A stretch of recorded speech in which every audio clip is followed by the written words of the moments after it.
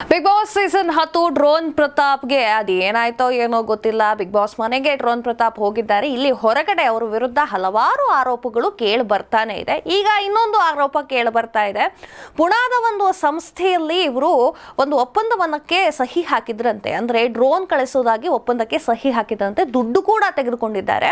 ಪುಣಾದ ಒಂದು ಸಂಸ್ಥೆಯೊಂದಿಗೆ ಇವರು ಒಪ್ಪಂದವನ್ನ ಮಾಡ್ಕೊಂಡಿದ್ರಂತೆ. ಅದೇನಾಯ್ತೋ ಏನೋ ಗೊತ್ತಿಲ್ಲ. ದುಡ್ಡನ್ನ ತೆಗೆದುಕೊಂಡಿದ್ರಂತೆ ಯಾರೋ ಡ್ರೋನ್ ಪ್ರತಾಪ್ ಅವರು.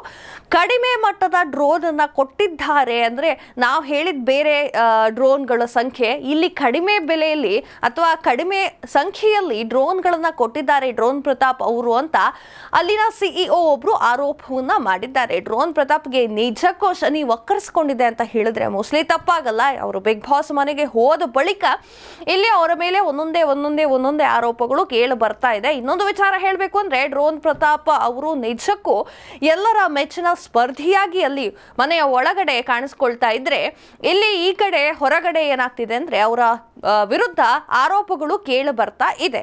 ಡ್ರೋನ್ ಪ್ರತಾಪ್ ಅವರು ನಿಜಕ್ಕೂ ಕಡಿಮೆ ಬೆಲೆಯಲ್ಲಿ ಅಥವಾ ಕಡಿಮೆ ವಸ್ತುಗಳನ್ನ ಕೊಟ್ಟಿದ್ದಾರಾ, ಕಡಿಮೆ ಡ್ರೋನ್ಗಳನ್ನ ಇವರಿಗೆ ಕೊಟ್ಟಿದ್ದಾರಾ, ದುಡ್ಡನ್ನ ಜಾಸ್ತಿ ತಗೊಂಡಿದ್ದಾರಾ, ಇದರ ಬಗ್ಗೆ ಮಾಹಿತಿಯನ್ನ ಕೊಡ್ತೀವಿ. ಹಾಗೆ ಈ ಪುಣಾದ ಸಂಸ್ಥೆಯ ಸಿಇಒ ಹೇಳಿಕೊಂಡಿದ್ದಾರೆ 82 ಲಕ್ಷ ರೂಪಾಯಿ ನನಗೆ ನಷ್ಟವಾಗಿದೆ ಅಂತ ಹೇಳ್ಕೊಂಡಿದ್ದಾರೆ.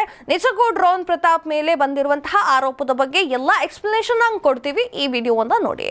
ಪುಣೆಯ ಸಂಸ್ಥೆಯೊಂದಿಗೆ ಲಕ್ಷಾಂತರ ರೂಪಾಯಿ ಹಣವನ್ನ ಪಡೆದು ಒಪ್ಪಂದ ಮಾಡಿದಕ್ಕಿಂತಲೂ ಕಡಿಮೆ ಡ್ರೋನ್ ಅನ್ನ ನೀಡಿರುವ ಬಗ್ಗೆ ಸಂಸ್ಥೆಯ ಸಿಇಒ ಪ್ರತಾಪ್ ವಿರುದ್ಧ ಆರೋಪವನ್ನ ಮಾಡಿದ್ದಾರೆ. ಪ್ರತಾಪ್ ಇಂದಾಗಿ ತಮಗೆ 83 ಲಕ್ಷ ರೂಪಾಯಿ ನಷ್ಟವಾಗಿದೆ ಅಂತ ಹೇಳಿಕೊಂಡಿದ್ದಾರೆ. ಡ್ರೋನ್ ಪ್ರತಾಪ್ ಅವರು ತಾವು ಡ್ರೋನ್ ಕಂಡು ಹಿಡಿದಿದ್ದಾಗಿ ಅದರಿಂದ ವಿದೇಶಕ್ಕೆ ಭಾರಿ ಗೌರವ ಸಿಕ್ಕಿದೆ ಅಂತ ಹೇಳ್ಕೊಂಡಿದ್ರು. ಅಂದ್ರೆ ವಿದೇಶದಿಂದ ನನಗೆ ಭಾರಿ ಗೌರವ ಸಿಕ್ಕಿದೆ, ನಾನು ಡ್ರೋನ್ ಅನ್ನ ತಯಾರಿಸಿದ್ದೆ, ಕಂಡು ಹಿಡಿದಿದ್ದೆ ಅಂತ ಹೇಳಿದ್ರು. ಅದು ಸುಳ್ಳು ಅಂತ ಆಮೇಲೆ ಗೊತ್ತಾಗಿದೆ. ಇದಾದ ಬಳಿಕ ತಾವೇ ಒಂದು ಡ್ರೋನ್ ಸಂಸ್ಥೆಯನ್ನ ಪ್ರಾರಂಭಿಸಿ ರೈತರಿಗೆ ಅನುಕೂಲವಾಗುವಂತೆ ಡ್ರೋನ್ ಅನ್ನ ನಿರ್ಮಿಸಿ ಮಾರಾಟ ಮಾಡುತ್ತಿರುವುದಾಗಿ ಹೇಳಿ ಹಲವಾರು ವಿಡಿಯೋಗಳನ್ನ ಸಾಮಾಜಿಕ ಜಾಲತಾಣದಲ್ಲಿ ಹಂಚಿಕೊಂಡಿದ್ರು. ಇದೀಗ ಪ್ರತಾಪ್ ತಮ್ಮ ಡ್ರೋನ್ಗಳನ್ನ ಮಾರಾಟ ಮಾಡಿದ್ದ ಸಂಸ್ಥೆಯ ಸಿಇಒ ಪ್ರತಾಪ್ ವಿರುದ್ಧ ಆರೋಪವನ್ನ ಮಾಡಿದ್ದಾರೆ. ಪುಣೆಯ ಕ್ಯಾಸ್ಪರ್ ಡ್ರೋನಾಟಿಕ್ ಹೆಸರಿನ ಸಂಸ್ಥೆ ಸಿಇಒ ಸಾರಂಗ್ ಮಾನೆ ಎಂಬುವರು ಕೆಲ ತಿಂಗಳ ಹಿಂದೆ ಡ್ರೋನ್ ಪ್ರತಾಪ್ ಅವರಿಗೆ 8 ಡ್ರೋನ್ಗಳನ್ನ ನೀಡುವಂತೆ ಒಪ್ಪಂದವನ್ನ ಮಾಡಿಕೊಂಡಿದ್ರು. ಅಡ್ವಾನ್ಸ್ ಕೂಡ ಕೊಟ್ಟಿದ್ರು. ಆದ್ರೆ 4 ಡ್ರೋನ್ಗಳಷ್ಟೇ ನೀಡಿದ್ದಾರೆ ಪ್ರತಾಪ್ ಅಂತ ಹೇಳ್ಕೊಂಡಿದ್ದಾರೆ. ಉಳಿದ ಡ್ರೋನ್ಗಳನ್ನ ನೀಡಿಲ್ಲ.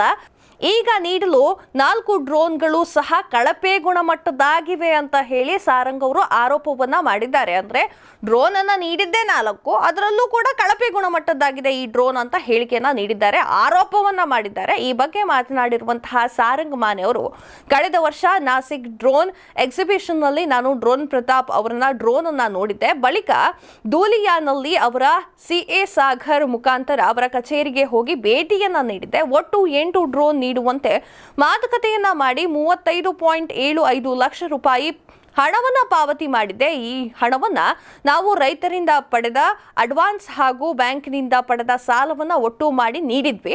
ಮೊದಲ 2 ಡ್ರೋನ್ಗಳನ್ನ ನೀಡಲು ಪ್ರತಾಪ್ 2 ತಿಂಗಳ ತಡ ಮಾಡಿದ್ರು. ಅದಾದ ನಂತರ 4 ತಿಂಗಳ ಬಳಿಕ 12 ಡ್ರೋನ್ ಅನ್ನ ನೀಡಿದ್ರು.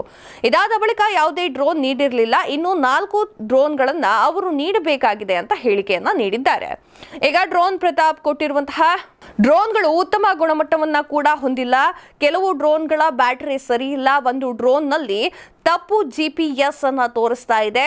ಪ್ರತಾಪ್ ಡ್ರೋನ್ಗಳ ಬಿಡಿ ವಿಭಾಗವನ್ನ ಅಥವಾ ಭಾಗಗಳನ್ನ ವಿದೇಶಗಳಿಂದ ತರಿಸ್ತಾರೆ ಹಾಗೂ ಅದನ್ನ ತಾವು ಜೋಡಿಸಿ ಮಾರಾಟವನ್ನ ಮಾಡ್ತಾರೆ. ಹೀಗೆ ಜೋಡಿಸಲು ಸಹ ಧೂಲೆಯಿಂದ ಇವರನ್ನ ಕರೆಸಿಕೊಂಡು ಅವರು ಡ್ರೋನ್ ಅನ್ನ ಕಾಂಪೋನೆಂಟ್ಸ್ ಗಳನ್ನ ಜೋಡಿಸಿ ಮಾರಾಟವನ್ನ ಮಾಡುತ್ತಾರೆ. ಅವರಿಗೆ ಹೆಚ್ಚಿನ ತಂತ್ರಜ್ಞಾನದ ಮಾಹಿತಿ ಇದೆ ಅಂತ ನನಗೆ ಅನ್ನಿಸ್ತಾ ಇಲ್ಲ ಅಂತ ಹೇಳಿ ಹೇಳಿಕೆಯನ್ನ ನೀಡಿದ್ದಾರೆ. ಪ್ರತಾಪನ್ನ ಹೇಗೆ ನಂಬಿದ್ರಿ ಅನ್ನುವಂತಹ ಪ್ರಶ್ನೆಗೆ ಉತ್ತರ ಕೊಟ್ಟಿರುವಂತಹ ಸಾರಂಗ್, ನನಗೆ ಏರೋಸ್ಟರ್ನ ಮಾಹಿತಿ ಇರುವುದರಿಂದ ಅವರು ಡ್ರೋನ್ಗಳನ್ನ ನೋಡಿದೆ, ಎಲ್ಲವೂ ಹಾರಾಡುವ ಪರಿಸ್ಥಿತಿಯಲ್ಲಿ ಇದ್ವು. ಅಲ್ಲದೆ ಡ್ರೋನ್ ನಿಂದ ರೈತರ ಬೆಳೆಗೆ ಕೀಟನಾಶಕ ಸ್ಪ್ರೇ ಮಾಡುತ್ತಿರುವ ವಿಡಿಯೋಗಳನ್ನ ಸಹ ತೋರಿಸಿದ್ರು. ನಾನು ಒಮ್ಮೆ ಭೇಟಿಯಾಗಿದ್ದೆ, ನೀವು ನನ್ನ ಬಗ್ಗೆ ಗೂಗಲ್ ಮಾಡಿ ನೋಡಿ ಅಂತ ಹೇಳಿದ್ರು. ಅಂತೆಯೇ ಮಾಡಿದಾಗ ಅವರದ್ದು ವೆರಿಫೈ ಅಕೌಂಟ್ ಆಗಿತ್ತು. ಗೂಗಲ್ ನಲ್ಲಿ ಅವರ ಬಗ್ಗೆ ಮಾಹಿತಿ ಇತ್ತು, ಹೀಗಾಗಿ ನಂಬಿದೆ.